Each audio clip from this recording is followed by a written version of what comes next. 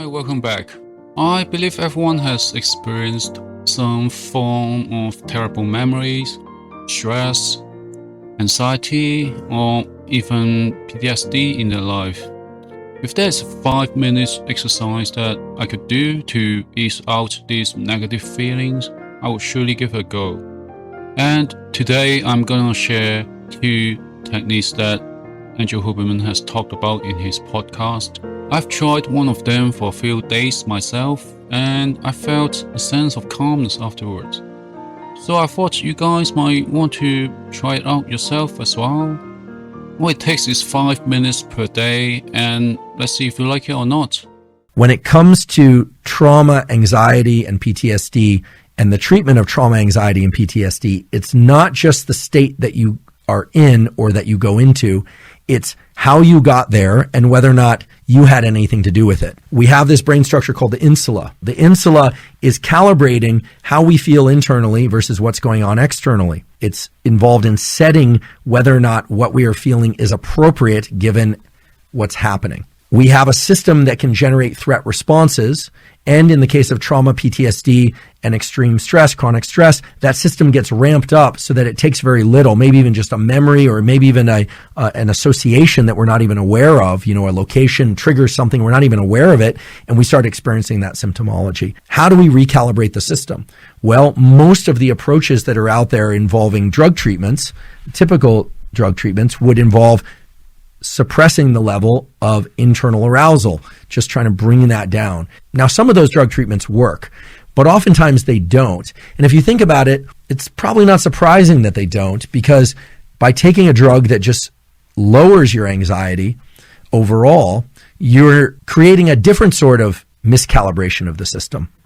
So what we've been doing in human subjects is having them do either breathing protocols that calm them, and I'll explain what that is in a moment, or doing breathing protocols that increase their level of autonomic arousal and seeing how that impacts their response to stress overall, not just during that particular breathing protocol. There's a pattern of breathing that we all do in sleep when our carbon dioxide levels in our bloodstream get too high, and we do this when we get claustrophobic, meaning we do it reflexively, and that's a double inhale through the nose followed by a long exhale. So it's, and yes, the inhales should be through the nose, and yes, the exhales should be done through the mouth, ideally. So it's a big filling of the lungs through 2 breaths back to back, inhales. Even if you can only sneak in a little air on that second one, no talking if you're going to do it right, and then a long exhale, which allows you to offload a lot of carbon dioxide in the exhale. And we have people doing that in real time anytime they experience stress, but the particular breathing protocol that we've been giving human subjects is for them to do what we call cyclic sighing. So double inhale, exhale, double inhale, exhale, double inhale, exhale, repeatedly for 5 minutes, which is actually a pretty long time to repeat that, but you can do it pretty slowly. And people report, and the data point to the fact that it's very calming. People feel more relaxed afterwards, and that relaxation wicks out into other aspects of their life. Now, we did not look at stress and trauma in that condition. We also have another condition where people do what's called cyclic hyperventilation, which is very different and creates a very different internal state and is somewhat stressful. It's 5 minutes a day of stress, which is but not continuously for the 5 minutes, because many people would pass out or feel extremely uncomfortable. It involves inhale, exhale, very deep, inhale through the nose, exhale through the mouth, and then every 25 or 30 breaths or so doing a full exhale and holding one's breath, lungs empty, for about 25, maybe 30, maybe even 60 seconds, and then continuing until 5 minutes is up. Subjects report, and our data indicate that people feel a heightened level of autonomic arousal. In fact, I can feel it right now, even from that very brief cyclic hyperventilation bout I just did. You feel a heating up. You feel some people will perspire, some people get wide-eyed, some people feel agitated. That's adrenaline being released into your system. Now, I'm not suggesting everyone run out and do this, and if you have a predisposition to panic attack or anxiety attacks, please don't do this, because it is very stimulating and can trigger those sorts of attacks. But this 5 minute a day protocol of cyclic hyperventilation does lead to big increases in autonomic arousal. So it's stressful, in air quotes. It's not just about the state that you're in. It's about the state that you're in plus how you got there and whether or not you directed entry into that state.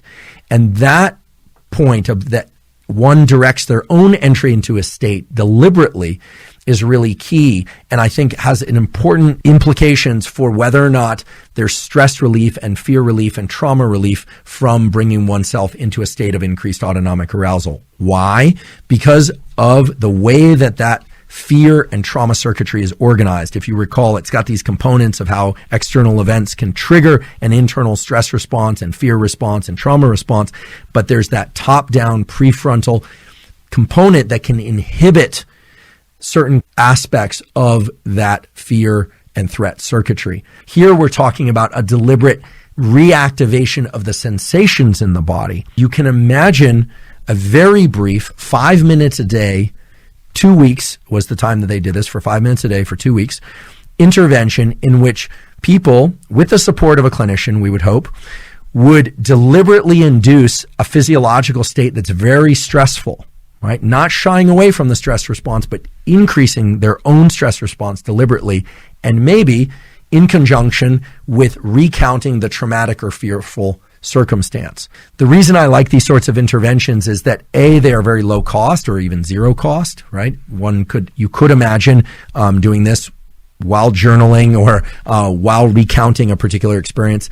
Again, they're very compact. 5 minutes a day for 2 weeks is what was done in this particular mouse study. We don't know if that translates directly to the human study or not. What was interesting is that if they used longer daily bouts of stress, like 15 minutes a day, that actually exacerbated the trauma and exacerbated the fear.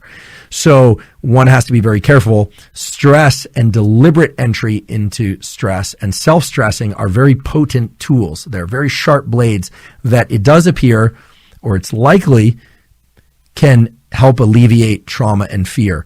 But how long to do this, exactly what the protocol should be, is still something that needs to be cultivated. I know there are going to be people out there that nonetheless are going to want to experiment with some of this. I will say that I do not think it matters how one gets into that stressed state, provided it is self-directed, and that therefore could be cold shower, it could be ice bath, it could be anything that induces an acute, meaning a sudden onset of adrenaline, and is self-directed. That's really the key feature here. I think what we're starting to see now is a picture of fear and trauma and PTSD that has this sensory component, what's happening in the world around us, this internal interoceptive component, how appropriate are the signals that are occurring in my body? I mean, let's face it, if you almost get hit by a car and your heart rate is, 140 beats per second, and that lasts for a little while and you're kind of stressed out and you don't get the best night's sleep, that's pretty normal. That means you have a healthy fear system. If that persists and you're dealing with a lot of issues a week later, 6 weeks later, 2 years later, then it's moved into the realm of trauma and PTSD. So we need to always be taking into account the different components of the circuitry. I do think that deliberate self-directed entry into these short bouts of stress is a very promising approach, and it's one that if people are going to experiment, I just again want to caution people with anxiety or panic disorders, be very cautious, probably don't do it. Ideally, you would do this in conjunction with support from a clinician. But I'm also aware that there are a lot of people out there that are dealing with trauma and dealing with post-traumatic stress of various kinds, and that they're desperate for various self-directed intervention approaches.